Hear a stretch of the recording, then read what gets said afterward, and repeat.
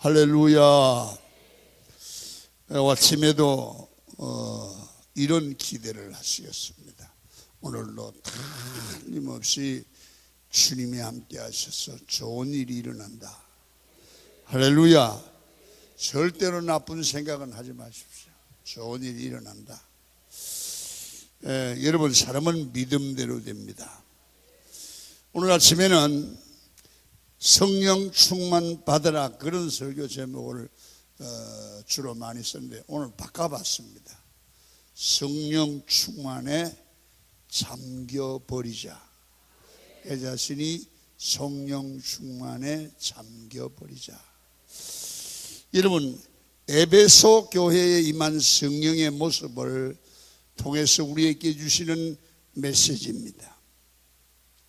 여러분, 흔히 에베소서를 교회론, 그렇게 말합니다. 교회론에 가서 얘기하고 있습니다.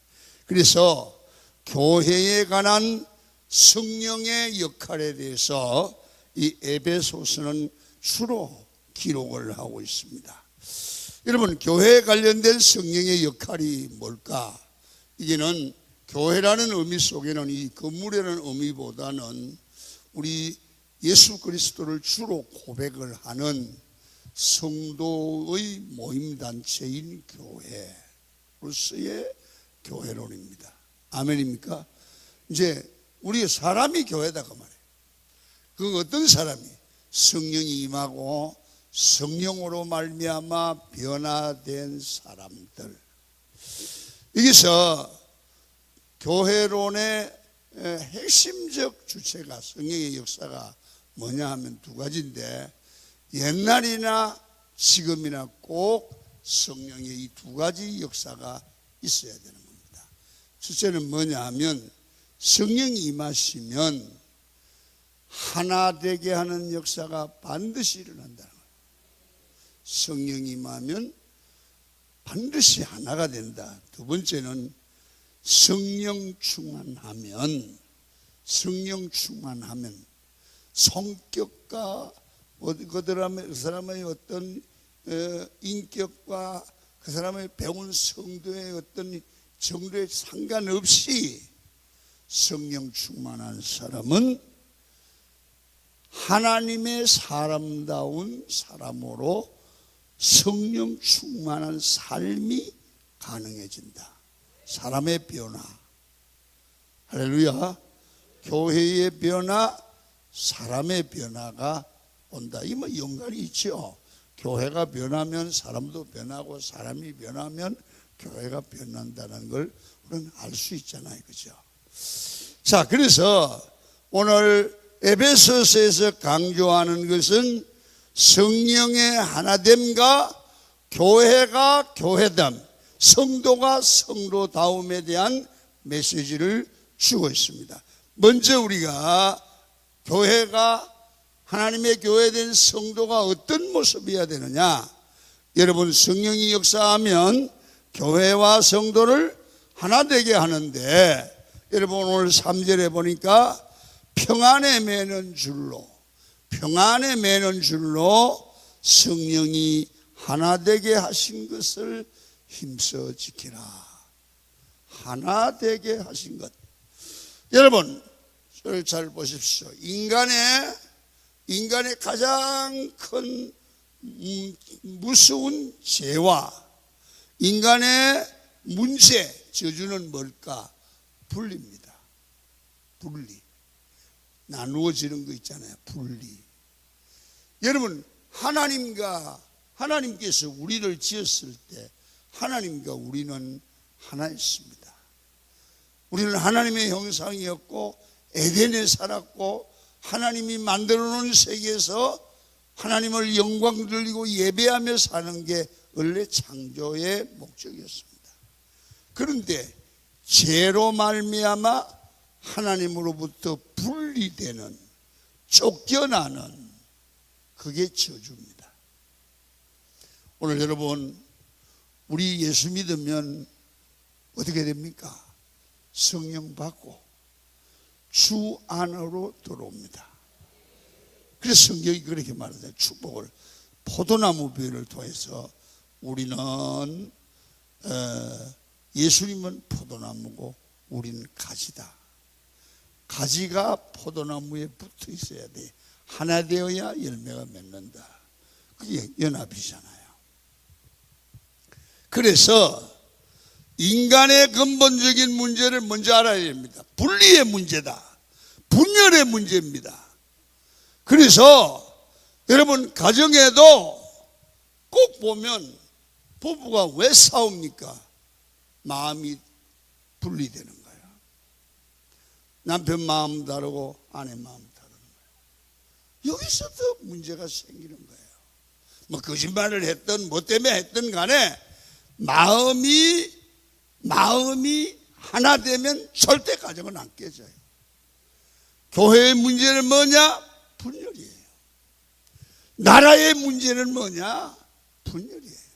여당과 야당, 여러분 진보와 보수, 마음이 짜게지는 거예요. 쪼개지는 거예요. 여러분 바벨탑 사건을 보십시오. 하나님의 심판으로 완전히 분열되어 버렸습니다. 언어가 분열되면 가장 먼저 나타나는 게 뭐냐 하면 언어가 통하지 않습니다. 여러분 이것은 말이 언어가 다양하다는 뜻도 너는 영어만 하고 나는 한국말만 한다는 뜻이 아니라 똑같이 한국말 하는데도 안 통하는 거예요. 그러잖아요. 싸우는 사람들 보면 나는 우리 남편하고 말이 안 통한다. 말이 안 된다고. 저놈의 인간은 말이 안 통한다고. 말이 한국말 하는데 말이 안 통한대. 부부간에 말이 안 통하니까 싸우는 거예요. 교회에서도 이렇게 싸워보는 사람 보면 목사님 저 사람 보면 말이 안 돼요. 말이 안 통해요. 여러분 서로 하나 되지 못하는 것은 누군가의 죄 때문입니다. 거짓말하고 있는 겁니다. 속이는 겁니다. 그러니까 말이 안 통하는 겁니다. 오늘 그래서 사람은 믿을 수 없대요. 고독하대요. 외로움이 있어요. 그래서 이 허전함, 외로움, 속고 있다고 하는 불신 감정, 이거 모두 죄 때문인데요. 이 죄 때문에 불신 감정이 생기면 우리를 불리하게 만듭니다. 그래서 아무리 사랑하고 이해한다고 해도 인간과 인간은 분열될 수밖에 없는 속성을 갖습니다. 그래서 이렇게 가도 한 번만 속으면 또 속이는 거 아닌가? 여러분 그런 생각 들어갑니까? 안 들어갑니까? 콩나물 샀는데 콩나물 속인 거라 그 집에 다시는 안 갑니다. 왜? 콩나물 몇 가닥 덜 났다고 삐졌어요. 마음이 틀어진 거예요. 왜? 그건 콩나물 때문에 아니에요. 불신이에요. 못 믿겠다는 거예요. 그래서 우리 인생은 이게 문제입니다. 그런데 성경은 성령이 임하면 우리를 하나 되게 한다는 거예요. 이 우리 감격적입니다. 여러분 성령 체험이라는 것은 하나님과 내가 하나 되는 체험입니다. 내가 성령 받으면 하나님이 믿어집니다. 내가 그 안에 가는 것이 행복으로 느껴집니다. 성령 체험하면 하나님이 내 안에 오셔서 나를 다스려 갑니다. 그래서 여러분 성령 충만을 반드시 해야 됩니다. 하나 될 수 없는 자들을 하나 되게 만드는 힘이 성령의 충만합니다. 오늘 4장 2절을 보면 이렇게 말씀을 합니다. 모든 겸손과 온유로 하고 오래 참음으로 사랑 가운데서 서로 용납하라. 이게 성령의 은사입니다. 여기 보시면 겸손, 온유, 오래 참음, 사랑, 용납 이런 모든 덕목의 목적이 무엇입니까? 이것이 임하면 이런 것은 성령으로 말미암아 우리 마음속에 와지는 덕목인데 이것이 임하면 반드시 하나 된대. 네 가지입니다. 겸손, 온유, 오래참음, 참음, 사랑, 용납. 여러분 교만해 보십시오. 분열이 일어납니다. 잘난 척하면 분열이 일어납니다. 예수님의 제자들도 자기 자신을 낮추면 이상하게 공감대가 형성될 텐데 지까지 게 뭔데 서로 높아지려고 합니다. 여러분 제발 가정에서도 옛날에는 남자들이 여자도 니까지 게 뭘 안다고 그래 그러고 싸우더라고요. 그런데 요새는 여자가 지까지 게 뭔데 그래 요새서 또 싸워요. 지까지 게 뭔데 그 얘기는 집에서 빼버리기를 축원합니다. 이게 무시당하는 거거든요. 그건 교만한 마음이란 말이에요. 그래서 여러분 성령께서 우리에게 하나된 가정을 하나 되게 하고 교회를 하나 되게 하는데 우리에게 마음에 감동으로 주시고 어떤 모양으로도 주셔서 우리에게 문제가 있을 때 하나님이 쓰시는 도구가 뭡니까? 여러분 온유한 마음을 주시는 거예요. 봐요. 이상한 게 우리 교인들 그런 얘기 많이 합니다.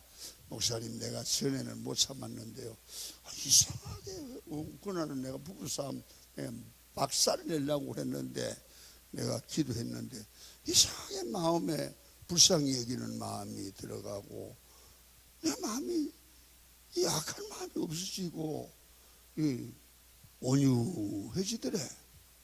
그래서 소리를 지르려고 하다가 안 질렀더니 안 싸워졌대. 온유함입니다. 여러분 예수님의 마음으로 하나 될 때까지 참고 기다리는 마음이 온유함입니다. 오래 참는 겁니다. 여러분 하나됨을 이루고 서로 용납할 때 하나님을 이루는 가장 큰 일은 내가 먼저 참는 겁니다. 지가 먼저 참아야지. 이 성령의 은사입니다. 사람이 내가 악이라고 생각하는 사람은 한 사람도 없습니다. 다들 나는 선하고 당신이 나쁘다는 겁니다. 여러분 이 세상의 모든 개인적 싸움이든 교회 싸움이든 교회 관계든 다 문제가 뭐냐면 나는 잘하는데 네가 틀렸다는 겁니다. 부부싸움 하는데요 한번 조사를 해보세요. 나는 틀리고 당신은 잘했기 때문에 싸운다 그런 집 봤어요? 저는 한 번도 없어요. 나는 다 잘했는데 저 인간 때문에 집안이 절모나요. 그럼 그쪽 물어보세요. 나는 아무 잘못 저 여자 때문에 못 산다고.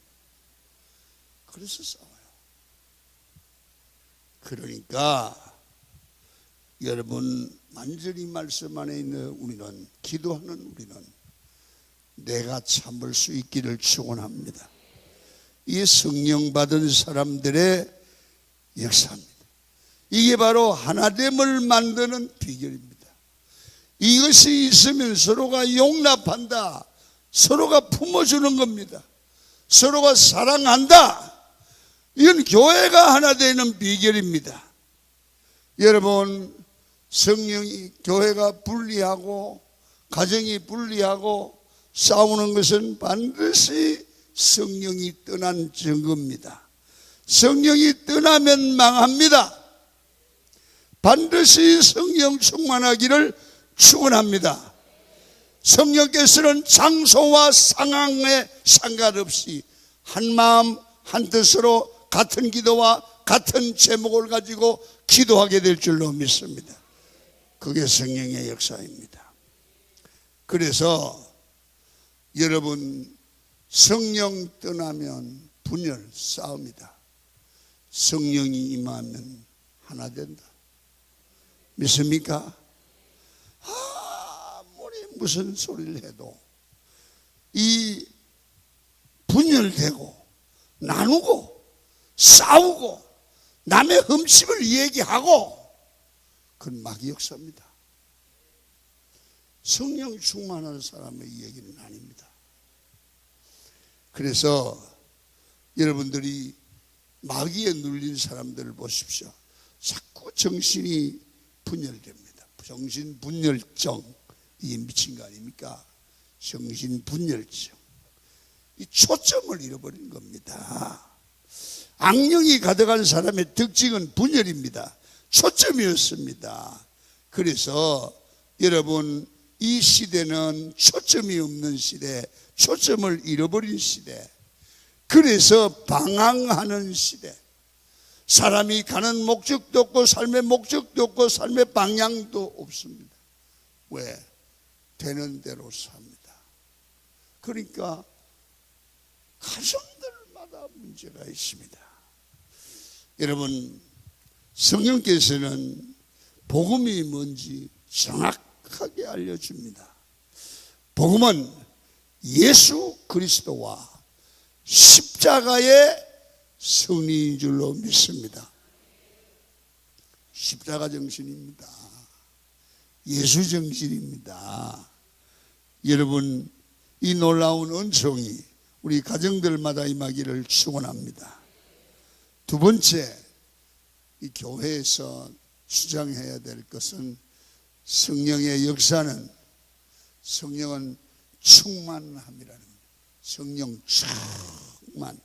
오늘 에베소 5장 18절에 술 취하지 말라, 이는 방탕한 것이니 오직 성령으로 충만함을 받아라. 우리가 그렇게 말하는 성령 충만이 여기에도 나옵니다. 오직 성령으로 충만함을 받아라. 마치 성령을 가지고 내 노력으로 채우는 것이라고 생각하기 쉽습니다. 여러분, 성령은 내 능력으로 내 방법으로 채우는 것이 아니라 성령은 마치 이 콩쥐팥이 비유와 같습니다. 여러분, 콩쥐팥을 보면 계모가 나와서 그렇게 말하지 않습니까? 깨진 항아리에 물을 부으라고 합니다. 아무리 물을 부어도 깨진 항아리에 물이 찹니까?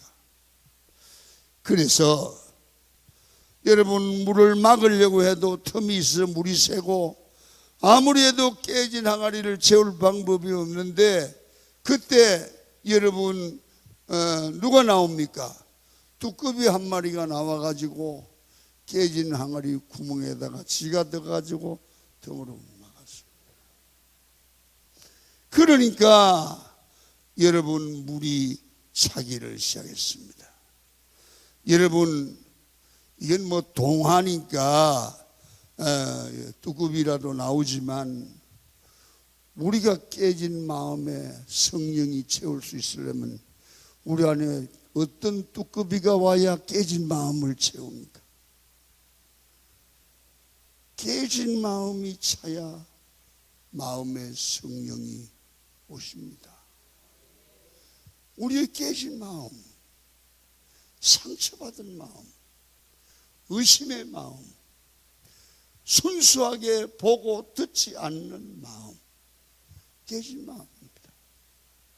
여러분, 제일 힘드는 게 깨진 마음이에요. 은혜를 은혜로 받지 못합니다. 감사를 감사로 알지 못합니다. 생각을 바로 하지 못합니다. 주의 말씀을 바로 받지 못하고 꼭 자기 중심으로 생각하고 해석하고 따지고 그러다가 믿질 않습니다. 여러분, 그래서 우리 인간은 깨진 상처를 막아야 합니다. 그런데 깨진 마음의 상처를 우리는 막을 수 없는 죄를 지었기 때문에 깨진 존재입니다. 내가 막으려고 해도 이 틈을 막으면 저 틈이 터지고, 어떻게 해야지 물을 채울 수 있습니까? 물을 아무리 부으려고 해도 여러분, 그냥 여러분 호수에 물을 부어도 자꾸만 새어나갑니다. 그래서 방법을, 여러분 깨진 항아리에 물을 채우는 방법을 하나 연구를 했는데 이 뚜꾸미는 없고 그러니까 깨진 항아리를 나 좀 봐요 가져다가 깨진 항아리에 물을 붓는 게 아니고 깨진 항아리를 갖다가 물에 담그니까 다 잠기더래. 아멘 좀 해봐. 물을 갖다가 깨진 항아리에 자꾸 부어도 깨진 항아리가 나가더래. 자꾸 나가. 아무래도 이 깨진 항아리에 물을 채우고 가득 채우는 방법은 깨진 것 갖다가 물에 집어넣었더니 물이 안 나가더래요. 여러분, 저는 이 생각을, 이 얘기를 들으면서 맞다! 여러분, 마음에 상처가 있고 깨진 마음을 가지고 있어도 내가 깨진 마음 그대로 성령의 속으로 잠기자. 할렐루야. 나를 성령에다 집어넣자. 그러면 물이 내 안에도 차고 바깥에도 차버리면 나갈 때가 있어야 나가지. 그처럼 우리는 성령으로 잠겨버리는 인생, 성령에 잠겨버리는 인생, 이 항아리가 박살이 나도 괜찮습니다. 여러분, 마음이 깨져도 괜찮습니다.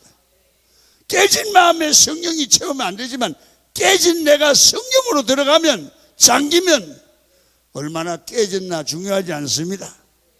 많이 깨졌든 적게 깨졌든 큰 구멍이 났든 적게 났든 박살이 나도 성령에 잠기면 성령에 채워지는 줄로 믿습니다.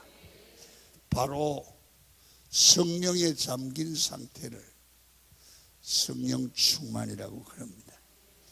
그래서 에스겔서는 이 표현을 이렇게 말합니다. 성전 문턱에서 생수의 은혜가 터져 나오는데 처음에는 발목 잠기더니 두 번째는 무릎 잠기더니 허리까지 잠기더니 그때는 자기 마음대로 할 수 있어요.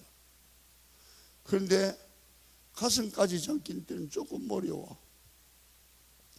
완전히 들어가서 헤엄칠 물이 되니까요, 성령의 그 헤엄칠 물에 내가 잠겨버리니까 이제는 내가 마음대로 못하고 물을 따라가야 되는 거야. 이게 바로 성령 충만이에요. 그래서 교회다와 지려고 하면 성령을 우리가 마음에 담기보다는 우리가 성령으로 인하여 잠겨버리는 겁니다. 여러분, 예수께서 사시는 것, 내가 내 길을 판단하는 것이 아니라 성령께서 내 안에 오셔서 나를 이끌어 가시는 것, 이걸 성령의 충만함이라고 그럽니다. 내가 마음대로 못합니다. 성령에 잠기니까 예수님께서 나를 이끌어가는 겁니다. 그래서 충만함이 뭔지, 성령의 충만함은 내가 마음대로 하는 것이 아니라 성령께 나를 맡기고 그에게 모든 것을 잠길 때 주의 능력이 나를 이끌어가고 내 안에서 성령의 향기가 나고 성령의 건세가 일어납니다. 성령의 충만에 잠긴 버리면 오늘 15절은 이렇게 말합니다. 그런즉 너희가 어떻게 행할지를 자세히 주의하여 지혜 없는 자 같이 하지 말고 오직 지혜 있는 자 같이 해라. 성령 충만하면 지혜가 와진다는 거예요. 여러분, 이 내용이 뭐냐면 시간 낭비하지 않게 살도록 하나님께서 지혜를 주시는 거예요. 생각해 봐요. 우리가 말 한마디를 해도 성령에 잠겨 살면 그 말 한마디가 사업을 해도 거래처의 마음을 성령이 주시는 지혜로운 말을 하면 될 거 아니겠어? 아멘은 기대하지 않지만 너무 안 하는 거야. 오늘 아침에 성령이 주시는 지혜로 말을 하십시오.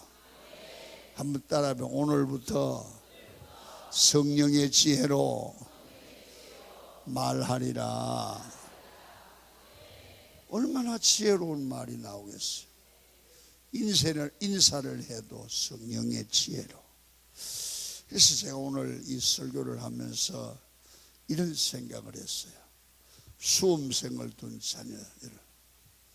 자녀를 둔 부모님들, 엄마들, 하나님 앞에 기도하면서, 아이들을 기도하면서, 하나님, 우리 아이에게 성령님 지혜를 주셔서 지혜롭게 쓰게 하시고, 하나님이 지혜를 주셔서 배운 말씀이 생각나게 하시고, 그러면 수능시험 잘 칠 거 아니에요. 오늘 내가 한 축복 한번 할게요. 여러분의 자녀들이 성령에 푹 잠기기를 축원합니다. 푹 잠겨야 돼. 그러면 애들만 잠기지 말고 엄마 아빠도 잠기는 게 좋아. 그럼 지혜가 있어요. 성령께서 우리에게 초점을 주시기 때문에 무슨 일을 하든지 낭비하지 않습니다. 같은 인생을 살아도 시간 살고 말하고 행동하는 것이 헛되게 말하지 않아요. 허투루 말하지 않아요. 지혜롭게 말해요.